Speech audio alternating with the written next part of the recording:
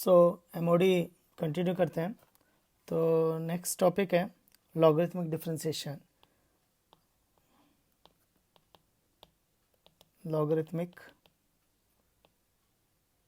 Differentiation.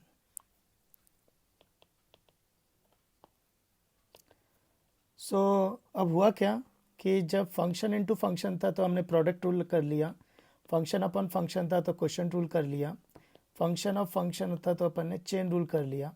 लेकिन अगर function raise to function है तो ना तो ये पावर रूल काम करेगा ना एक्सपोनेंशियल फंक्शन का डेरिवेटिव काम करेगा। तो इसको किस तरह से डिफरेंशिएट करेंगे? तो फंक्शन रेज टू फंक्शन है तो उसको कैसे डिफरेंशिएट करेंगे? ये एक्चुअली एफ ऑफ एक्स यानी in terms of X raise to G of X लिखा है इन टर्म्स ऑफ एक्स, लेकिन इसको एफ और जी भी लिख सकते हैं क्योंकि अपने को पता है जो फंक्शन होता है वो एक्स के टर्म्स में ही है, क्योंकि हम लोग सिंगल वेरिएबल फंक्शन से पढ़ रहे हैं। तो इसको सॉल्व करने के 3 मेथड्स हैं, वो तीनों मेथड्स हम लोग देख लेते हैं।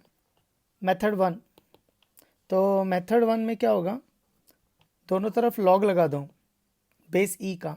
तो दोनों तरफ लॉग लगाए तो ln y is equal to ln f raise to g, फिर लॉग की प्रॉपर्टी तो ln y g आगे आ जाएगा, लॉग की प्रॉपर्टी ये पावर आगे आ जाएगी तो g ln f। Next now इसको डिफ्रेंशिएट करेंगे तो differentiate with respect to x, तो ln y का डेरिवेटिव 1/y चेन रूल से, फिर y का डेरिवेटिव x के रिस्पेक्ट में dy by D X is equal to, इस पे प्रोडक्ट रूल लगेगा तो g को रोका ln f का डेरिवेटिव चेन रूल से प्लस ln f को रोका g का डेरिवेटिव। इसको थोड़ा और इजी कर लेते हैं, dy by D x y को क्रॉस मल्टीप्लाई किया तो अंदर आ जाएगा g f dash upon f plus g dash ln f। तो this is the final answer. या फिर y को सब्सटीट्यूट कर दो, पर नहीं भी रखा तो कोई दिक्कत नहीं है क्योंकि हम लोग यहाँ पे सिर्फ ये सीख रहे हैं how to differentiate the function. तो g f dash upon f plus g dash ln f। तो ये हो गया method 1। Method 2, y is equal to f raise to g, इसको लिख सकते हैं e raise to g ln f। ये कैसे आया? ये फंडामेंटल आइडेंटिटी वो क्या कहती है कि g का कोफिशिएंट 1 बनाएंगे तो g पावर में चला जाएगा, फिर ये दोनों बेस सेम है, ये भी बेस ई है ये भी बेस ई है, तो नंबर सामने आ जाता है तो that is f raise to g. तो इसमें बस ये है कि लेफ्ट साइड जो है वो y रह गया, तो इसको हम लोग डायरेक्ट डिफ्रेंशिएट कर सकते हैं D Y by D X. अब इसको डिफ्रेंशिएट करेंगे तो चेन रूल से, तो एक्सपोने बाहर से अंदर जाएंगे ई रेज टू, तो ई रेज एक्सपोनेंशियल का डेरिवेटिव पहले एज इट इज़ रहेगा e raise to g ln f, फिर पावर का डेरिवेटिव करेंगे, पर ये प्रोडक्ट ऑफ टू फंक्शन है फर्स्ट एंड सेकंड, तो इस पर प्रोडक्ट रूल लगेगा। तो g को रोका ln f का डेरिवेटिव चेन रूल से, फिर ln f को रोका और g का डेरिवेटिव, तो दिस इज आंसर। इसको सिंप्लीफाई कर सकते हैं, ये पावर ऊपर चली जाएगी फिर एफ रेज टू जी नीचे आ जाएगा, तो g f dash upon f plus g dash ln f। तो this is the method 2। Method 3 एक ऑब्जेक्टिव अप्रोच है कि ये ट्रिक है, कंसेप्चुअल नहीं है, लॉजिकल नहीं है, बस ये ट्रिक है इसको याद करने के लिए। इसको दो तरह से डिफ्रेंशिएट करेंगे, इसका डेरिवेटिव जब निकालेंगे तो इसको दो तरह से डिफ्रेंशिएट करेंगे, पहला एक्सपोनेंशियल मान के और दूसरा पावर रूल से। तो इसको एक बार पावर रूल से करेंगे और एक बार एक्सपोनेंशियल। तो पावर रूल क्या कहती है? पावर रूल के केस में बेस वेरिएबल होती है, पावर कांस्टेंट होती है, तो डेरिवेटिव क्या होगा पावर रूल का? पावर आगे आ जाएगी पावर -1, पावर आगे आ जाएगी पावर -1, लेकिन चेन रूल से बेस वेरिएबल है तो बेस का derivative F dash x plus exponential क्या कहता है? बेस कांस्टेंट होता है,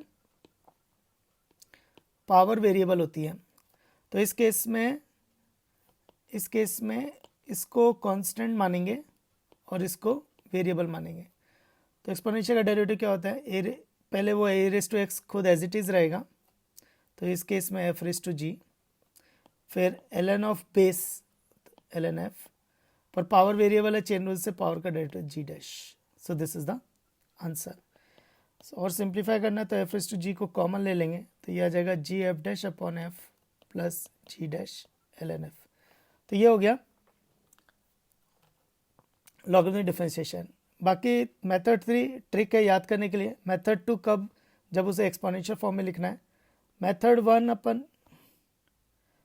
1 हम लोग यूज़ करते हैं लॉग लगा के. लॉग लगाने से क्या होता है, पावर नीचे आ जाती है और पावर नीचे आ जाती है एंड ये सिर्फ मल्टीप्लिकेशन में जा जाता है, तो ये ज़्यादा इजी होता है सॉल्व करना. कुछ एग्जांपल्स देखते हैं. तो एग्जांपल देखते हैं. y is equal to x raise to x. अब x raise to x variable raise to variable है तो दोनों तरफ लॉग लगा देंगे. तो l n y is equal to x L N x derivative chain rule से 1 by y d Y by D x. L n y का derivative chain rule से. फिर इस पे लगेगा प्रोडक्ट रूल. एक्स को रोका एल एन एक्स का डेरिवेटिव, एल एन एक्स को रोका एक्स का डेरिवेटिव. इसको थोड़ा सिंप्लीफाई कर लेते हैं. D Y by D X is equal to Y cross multiply हो जाएगा तो एक्स एस टू एक्स, ये एक्स एक्स कैंसिल हो गया 1 प्लस ये एल एन एक्स. इसको तुम डायरेक्ट याद भी रख सकते हो क्योंकि कई जगह डायरेक्ट यूज़ भी होता है. एक्स एस टू एक्स का derivative X S to X into 1 plus L N X. Next question. y is equal to x raised to 10x plus sin x raised to cos x. तो इस पे log मत लगा देना क्योंकि l n y is equal to ये kind of l N A plus b हो जाएगा. तो बच्चों से कॉन्सेप्चुअल मिस्टेक होती है, इसको लिखा L N A plus L N B. ऐसा नहीं होता है. वो कब होता है, जब यहाँ पे मल्टीप्लिकेशन होता है. वो तब होता है जब ये मल्टीप्लाई होता है. तो ये नहीं होगा ऐसा. तो कैसे करेंगे देखते हैं. तो दोनों को एक्सपोनेंशियल फॉर्म में लिखेंगे तो ये e raise to 10x l N x plus e raise to cos x L N sine x. So derivative, तो पहले वाले टर्म का डेरिवेटिव हो जाएगा, ये एज इट इज़ रहेगा. तो e raise to 10x into l N x. फिर product rule 10x into l N x पे 10x को रोका एल एन एक्स का डेरिवेटिव, एल एन एक्स को रोका 10x का डेरिवेटिव 6 स्क्वायर एक्स प्लस दूसरे वाले का डेरिवेटिव. तो पहले ये खुद रुकेगा e raise to cos x L N sine x. फिर इसका प्रोडक्ट रूल से कॉस एक्स को रोका एल एन साइन एक्स का तो साइन एक्स नीचे आ जाएगा. फिर ऊपर साइन एक्स का डेरिवेटिव फिर से that is cos X plus L N sine X को रोका कॉस एक्स का derivative which is minus cos x. इसको चाहे तो थोड़ा सिंप्लीफाई कर सकते हैं. तो D Y by D X is equal to X raise to 10x upon X plus 6 square X L N x plus sine X raise to cos X cos square X upon sine X plus minus cos x into ln sin x. So this is the derivative of the function.